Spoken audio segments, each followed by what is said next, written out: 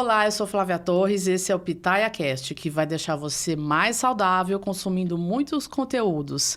Afinal, informação também alimenta. Hoje vamos conversar com a doutora Marion Jung sobre distúrbios alimentares, quando geralmente a relação com a comida sai do controle.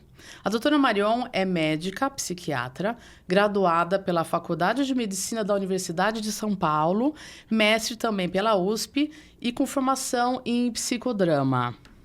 Obrigada por ter vindo, doutora Marion. Obrigada a você, Flávia, pelo convite. Estou muito contente por estar aqui. E vamos começar. Muito bom, é uma honra. E eu aproveito para pedir para você deixar o seu like e se inscrever aqui no canal, que vem muita informação boa para vocês.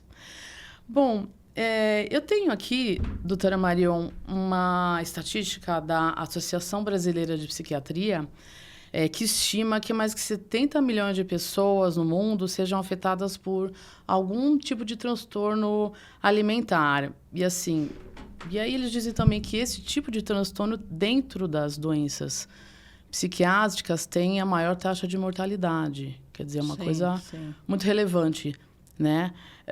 E aí eu te pergunto, o que é considerado um transtorno alimentar? Então, um transtorno alimentar é um comprometimento dos hábitos alimentares e do comportamento que levam a uma alteração no quadro físico e tem também um comprometimento psicossocial. Então, ou a pessoa consome alimentos em pequena quantidade, comprometendo o peso, ou ela vai ingerir alimentos de uma forma compulsiva, impulsiva, no excesso, e leva a um ganho de peso, ou até a provocar vômito, usar laxantes. Quer dizer, todo o equilíbrio que a gente... Aquela coisa que a gente passa naturalmente todos os dias, se alimenta... começa a entrar totalmente fora de Isso, tem uma sintonia, rotina, né? Geralmente a pessoa se alimenta de uma forma completamente inadequada. Entendi. E quais são as principais causas? O que pode causar um transtorno alimentar? Então, na verdade, não tem uma causa específica, são vários fatores que podem estar influenciando. Geralmente é mais comum no sexo feminino, claro, pode acontecer no sexo masculino, e ocorre mais no início da adolescência ou no início da fase adulta. Ela é mais comum. Mais nos jovens. Isso. Ela é mais comum em pessoas que têm algum familiar com a mesma doença, porque tem um componente genético importante. É comum em famílias muito rígidas, que cobram demais dos adolescentes. Crianças que sofrem bullying também na escola. Você é gordinho, chamam de baleia. Essa criança ela vai ter uma maior facilidade de desenvolver um transtorno alimentar. Então, quer dizer, são questões genéticas, mas também são questões sociais, Exato, e familiares. É muito comum encontrarmos pessoas que sofreram abuso sexual. Então, elas passam a ter uma dificuldade com o relacionamento com o seu próprio corpo, uma dificuldade de ter um corpo que chame a atenção, com curvas. Então, elas acabam, por exemplo, na anorexia, elas querem ficar muito magras, às vezes não aparecem o peito, a bunda, ela fica tão magra que ela parece uma criança. E muitas vezes as pessoas nem sabem, né? Sim. Ou, assim, os parentes próximos nem sabem que houve também esse abuso, né? Sim, porque geralmente a pessoa esconde e vai contar só no futuro, porque ela é ameaçada pelo abusador, né? Ele diz, se você contar para sua mãe, eu vou matá-la, ou vai acontecer alguma coisa. E a criança também tem vergonha disso, né? Ela se sente culpada. E é um sofrimento, né? Exato, assim, imagino, para desencadear num transtorno como esse, a gente pode imaginar o sofrimento, né? De uma pessoa. Sim. E doutora Marion, você falou em público, mas tem, assim, profissões específicas? A gente estava conversando aqui antes sobre isso. Além desse público jovem, essas questões sociais e familiares, existem algumas profissões que têm, assim, exercem uma propensão maior. Sim, porque tem uma cobrança para manter-se esbelto, né, muito magro. Então, por exemplo, as modelos Nós vemos aí que são todas esqueléticas, é um padrão de beleza até inalcançável. Também os atletas, muitas vezes. Jockeys, né? Eles têm que ser muito magros. Levinhos, né? Levinhos. E bailarinas também, porque elas têm uma cobrança, tem que ser muito magra, até porque fica mais leve. Será que dá para conciliar? Eu fico imaginando, assim, essas profissões que são atreladas a isso, a esse tipo de corpo, né? Será que dá para conciliar uma profissão dessa de maneira saudável? Não. Inclusive, eu vou te contar uma história que aconteceu comigo. Me chamaram uma vez para atender as pessoas de uma agência de modelos. E quando eu cheguei lá, eu percebi que eram todas muito magras. Eu fiz uma entrevista com elas e todas tinham comprometimentos psiquiátricos gravíssimos, vomitavam, faziam exercício em excesso. E o diretor de lá falou assim para mim, olha, eu estou te chamando porque eu quero que você ajude elas a ficarem mais magras. Então não era para ajudar para elas ficarem bem. Não, nem para a parte psicológica. Olha, elas são preguiçosas, elas comem demais, elas não fazem ginástica que eu peço. Então, você tem que realmente ajudar essas meninas a se encaixarem no padrão. E eu falei, olha, eu sinto muito, eu vi que todas têm comprometimentos muito importantes psicológicos, eu não vou poder fazer isso. Né? Claro. Então, você vê que grave, que inclusive eles... auxiliam para que isso aconteça. Sim, uma pressão né? absurda, eu né? achei um absurdo, porque eu nunca imaginei que isso fosse acontecer, né? E geralmente são meninas que vêm do interior, jovens com 13, 14 anos, os pais não participam, elas vão morar em repúblicas... completamente vulneráveis, Exato. Então, você vê que existe uma pressão da sociedade e das próprias profissões para que isso aconteça. Então, realmente fica uma luz, acende uma luz, né? Para quem tiver, assim, para tentar minimamente sobreviver saudavelmente, né? Exato. E, doutora Marion, aí a gente está falando nisso, a gente já entra na minha próxima pergunta, que é a relação... Tem as pessoas da agência, a gente vai colocar mais um personagem aí nessa história, né? A gente tem a questão genética, a gente tem a família, a sociedade mais, assim, escola, em relação a bullying, as profissões... E aí, agora eu vou colocar outra coisa aí na conversa, a mídia. Né? A gente vive, hoje mais do que nunca, né? Sempre foi. Antigamente, eu acho que a gente tinha uma restrição a essas profissões, falando, por exemplo, especificamente em modelo, você tinha revistas, passarelas de moda, enfim. Hoje a gente tem as redes sociais. Exato. E isso aumentou, isso foi potencializado. Exato. Né? O que você acha? Eu queria saber, assim, da tua opinião, de como que tá hoje essa cultura midiática em relação à beleza e ao ser perfeito, né? Porque não é nem a beleza, as pessoas têm que ser perfeitas em tudo, elas têm que ser felizes, elas têm que ser inteligentes, têm que ter vidas interessantes e corpos bonitos. Sim. O que está acontecendo no consultório? Como que isso está aparecendo?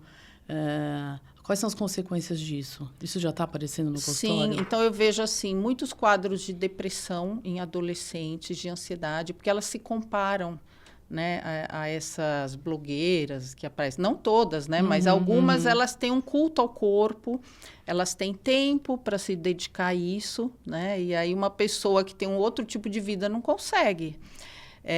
Mas está havendo uma mudança, eu acho, porque hoje existem as modelos plus size, né, que são muito bonitas e desfilam no meio dessas, dessas modelos muito esqueléticas, né?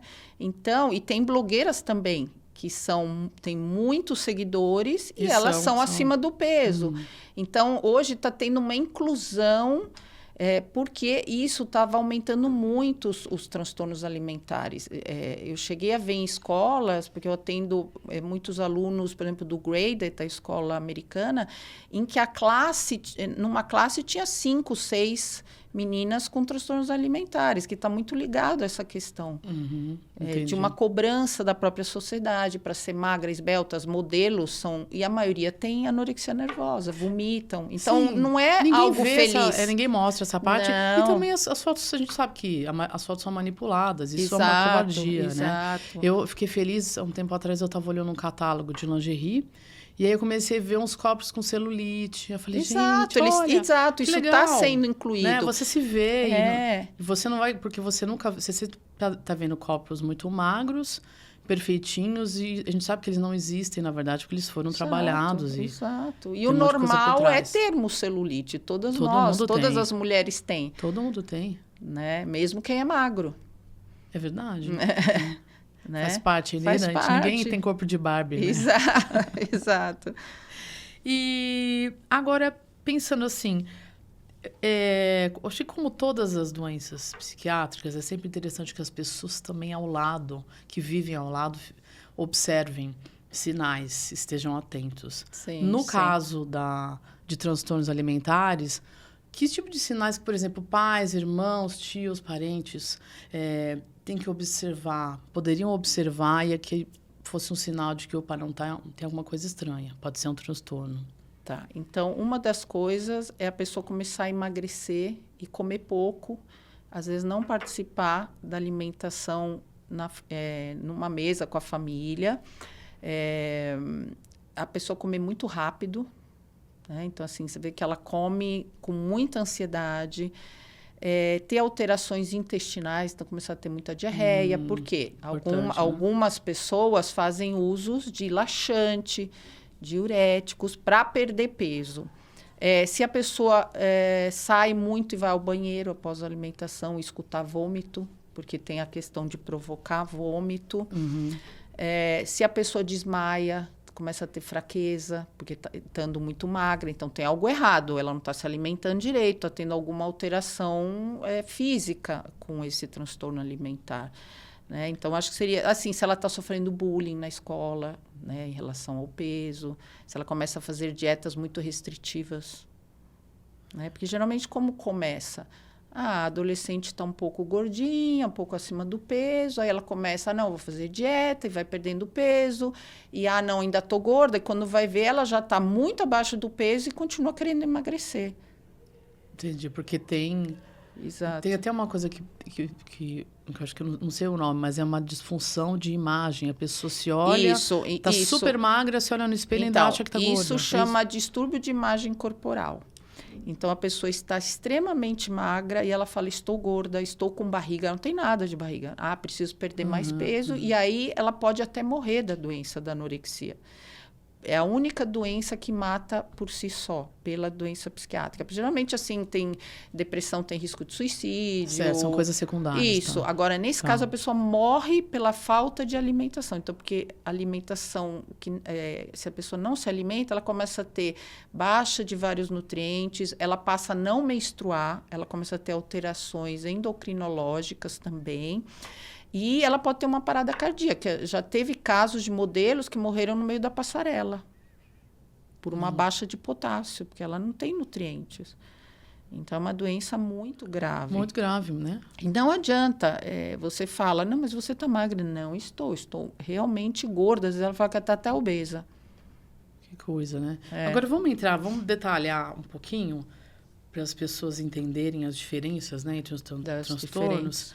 Quais são os principais tipos? Eu tenho aqui até anotado alguns. Sim. A gente pode ir passando só para as pessoas terem noção da diferença entre o que é e como funciona. Então, por exemplo, anorexia nervosa. Isso, na anorexia nervosa, a pessoa voluntariamente ela passa a não se alimentar porque ela se sente gorda. E ela vai ficar um peso muito abaixo do esperado. O normal seria um índice de massa corpórea de 19, mais ou menos. Ela vai chegar a 17,5. O que é índice de massa corpórea? É o peso dividido sobre a altura quadrada. É um parâmetro para definir como que está o peso da pessoa. Por exemplo, acima de 25 é sobrepeso e acima de 30 é obesidade e depois tem a obesidade mórbida. Então, essa pessoa, ela vai se achar, como eu falei, ela tem um distúrbio de imagem corporal, ela vai fazer dietas restritivas, ela pode provocar vômito, porque em alguns momentos ela pode ter um episódio de compulsão e de comer muito, e ela vai ter uma amenorreia, ela não vai menstruar. Isso é uma das características para fazer o diagnóstico. Por quê? Ela passa a não ter hormônios, ela passa a ter hormônios como na pré-adolescência. E o corpo nem tem capacidade de produzir, né? Não, por falta de nutrientes. Não, né? Ela não consome gordura. O colesterol, ele leva à produção de hormônios sexuais. Então, o que caracteriza mais é isso. São esses os sintomas para fazer o diagnóstico. E bulimia? Então, na bulimia, o comportamento é o oposto. A pessoa ela vai ter episódios de compulsão alimentar, que são o quê? Ela vai comer uma grande quantidade de comida em curto período de tempo. Ela pode consumir 3.000, 4.000 calorias de uma vez. De uma vez. Geralmente é doce. Então, por exemplo, a pessoa pega uns pacotes de bolacha, ela só para de comer quando acaba. Ela não consegue, ou quando a barriga começa a doer. E tem algumas pessoas que abrem a geladeira e comem, mistura tudo, comida fria, o que tiver, ela vai comer. Isso gera uma angústia muito grande. E para não engordar, porque ela também tem a questão de perder peso, ela vai ter comportamentos compensatórios. Então, ela vai fazer exercício em excesso, ela vai vomitar, ela vai tomar laxante, diuréticos, tudo que pode perder peso, ela vai fazer. Só que ela vai ter um peso normal, porque ela come demais. Ela ingere tantas calorias que mesmo ela fazendo tudo isso, ela não consegue compensar. Você nunca vai fazer exercício, tanto exercício que você vai gastar só você ficar o dia inteiro. E nem vai vomitar o tanto para... Exato, porque você sempre absorve. Sempre vai absorver, né? Então, o peso é normal. E tem muita culpa, às vezes não come na frente das pessoas, esconde comida, mesmo anorexia também. Tem casos que esconde embaixo da cama.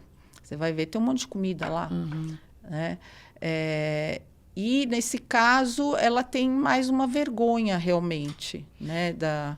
Eu fiquei em dúvida aqui, por exemplo, a anorexia, a bulimia, a gente tem modos de agir diferentes, mas as duas, por exemplo, essas duas pessoas, né, que têm esses diferentes distúrbios, elas têm essa ânsia sempre para ter o corpo em forma. Sim, exato. Mas isso se manifesta só de maneiras diferentes, então. Sim, exato.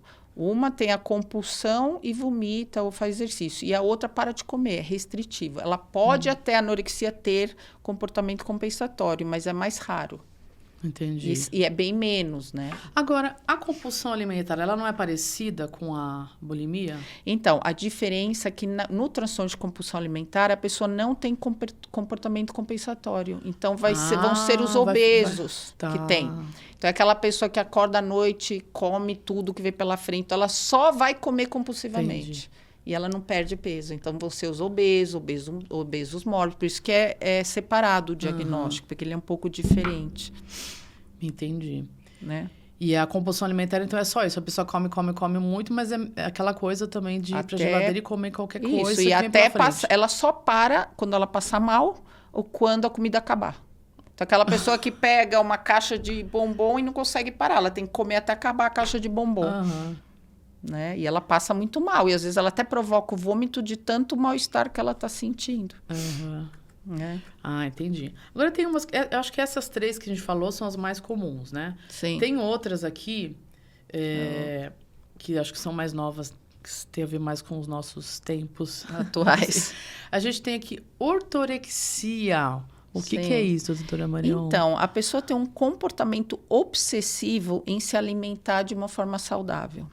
Então, o que ela vai fazer? Ela não come alimentos industrializados, ela seleciona o que ela come, ela vai o tempo inteiro perder tempo olhando rótulos de alimentos, vai no supermercado e fica olhando, isso aqui tem corante, conservante, não posso comer isso. Ela evita de sair em restaurantes, porque ela não sabe como foi preparada a comida. Ela fica em casa, se a mãe ou alguém cozinha, ela vai olhar, o que você pôs aí? Né? E aí ela acaba evitando vários alimentos que até são importantes.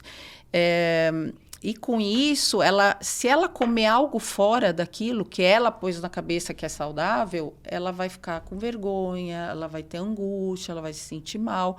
Então, a pessoa não é livre para comer. Né? É isso que gera o transtorno psiquiátrico. Você não tem outra opção, você segue aquilo de uma forma radical.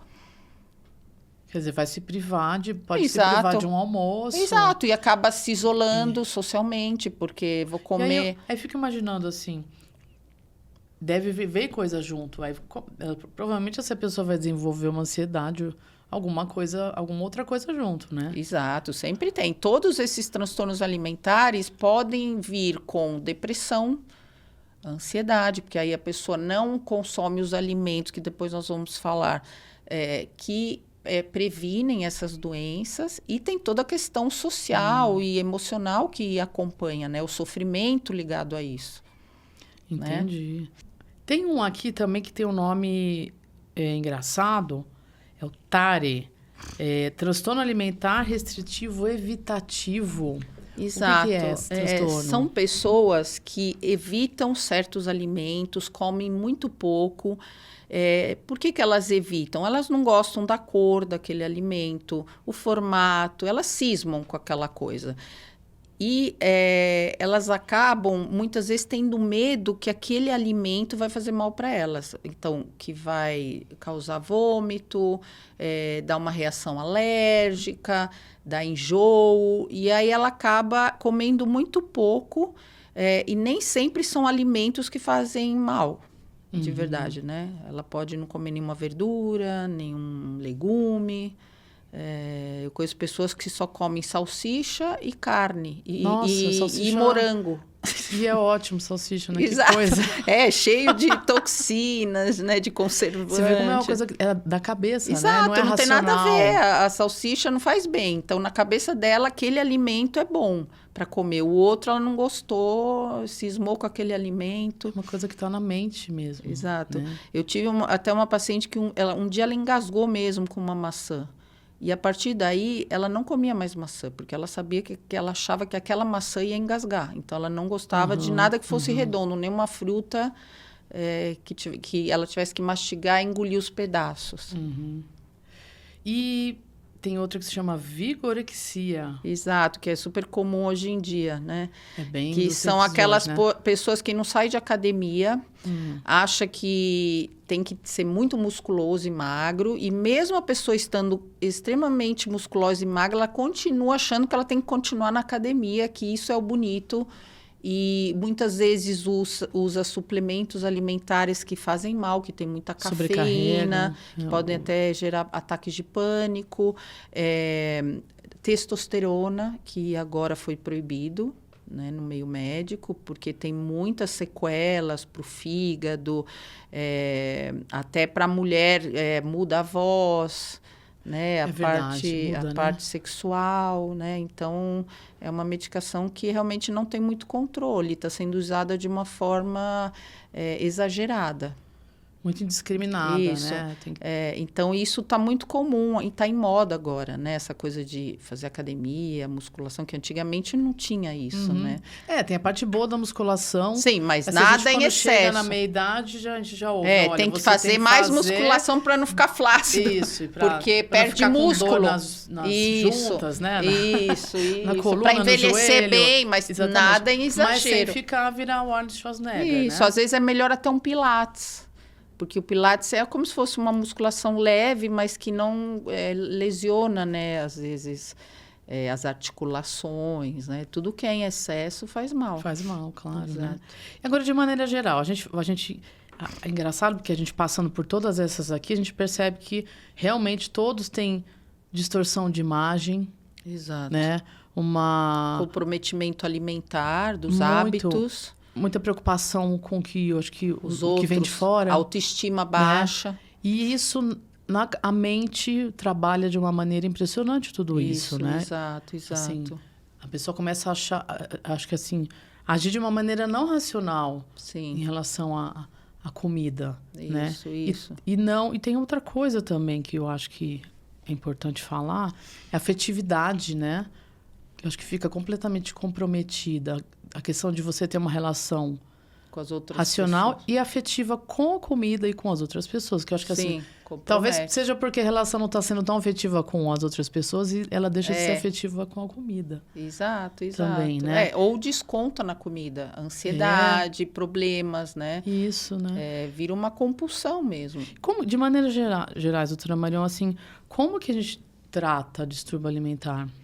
Então, o distúrbio alimentar, ele exige uma equipe multidisciplinar. Então, temos que ter um psiquiatra, claro, para tratar a parte mental, às vezes medicar, porque muitos desenvolvem depressão, ansiedade. Tem que ter um clínico, porque como tem esse distúrbio alimentar e a falta de nutrientes, ou excesso de nutrientes prejudiciais, ela precisa de um acompanhamento clínico. A anorexia, como eu falei, muitas vezes precisa ir para UTI. Se ela chega a um peso muito baixo, ela tem risco de morte. Ela tem que receber alimento por sonda nasogástrica, soro com nutrientes, psicóloga, porque vai resolver a causa, né? O psiquiatra, ele vai tratar o que está gerando, né? A parte que dá para melhorar a depressão, ansiedade, alguns remédios que aumentam, às vezes, o apetite numa anorexia, né? Agora, o psicólogo é fundamental. E nutricionista. Muitos não sabem o que é comer corretamente, quais os alimentos que fazem bem, por que na anorexia a pessoa pode morrer. Então, tem que ter toda uma orientação nutricional para que a dieta seja adequada. Mas são doenças que têm pouca cura. Então, uma por coisa exemplo, não tem crônica, você pode dizer? Então, por exemplo, o distúrbio de imagem corporal, ele se mantém, né? Então, são pessoas que vão estar sempre se achando acima do peso, mesmo estando magras, sempre vão pensar em comida, né? Eu tenho uma paciente, por exemplo, que ela acabou de almoçar, ela fala assim, que tem para o jantar? Né? Ela vive pensando em comida 24 horas. É compulsivo mesmo, é uma obsessão. Chega a lembrar um transtorno obsessivo compulsivo, em que a pessoa fica perdendo tempo com aquilo. Né? Então, precisa dessa equipe multidisciplinar mesmo. E sempre, então, é um acompanhamento pro resto da vida. Exato. Dá uma melhorada, né? Mas o distúrbio de imagem corporal chega a ser uma coisa até meio delirante, sabe? A pessoa realmente se vê daquele jeito, mas ela não consegue entender que aquilo não é realidade. Então tem que sempre grave. É um sofrimento, né? Exato. Assim, exato. A vida toda. Eu acho que tem que estar sempre com a ajuda de alguém. Exato. Acompanhamento psicológico. Exatamente, né? Sim. Extremamente importante. Sim, né? sim. Trabalhar, por exemplo, a rigidez, porque todas são muito rígidas, perfeccionistas. Então, se não muda isso, a pessoa vai se cobrar sempre demais. Então, isso é importante trabalhar numa terapia também. Esse comportamento. E aí, assim, como isso impacta na vida? Assim, a gente sabendo que vai... É uma coisa que não tem jeito, vai acompanhar essa pessoa. Isso impacta de maneira menos grave com esse acompanhamento psicológico e médico constante? Então, a pessoa vai ter uma relação talvez melhor com a comida, mesmo que ela continue se achando com essa imagem distorcida do corpo, né? Ela vai talvez se alimentar melhor, mas mesmo com acompanhamento, ela vai ter um sofrimento talvez para a vida toda. Entendi. Né? O acompanhamento é mais até para ela não adoecer, ter uma depressão, uma ansiedade, algum outro transtorno pior. Mas dá para ter? Você acha que dá para ter uma qualidade de vida mínima? Dá. Quer dizer, não é um prognóstico... Não é tão ruim. Tão ruim assim. Então, isso que eu falei, a alimentação às vezes melhora. Né? A pessoa consegue manter o peso adequadamente, mas ela sempre vai se achar obesa. Entendi. Ou gorda, ou acima do peso, né? Ela nunca vai se aceitar muito como ela é. Certo. Né? Muito bom, doutora Maria. Muito obrigada. Obrigada a você pela oportunidade de falar aqui de um assunto tão importante. É verdade. Obrigada a você por ter assistido e não esqueça de curtir o vídeo e se inscrever no nosso canal. Um beijinho, tchau, tchau.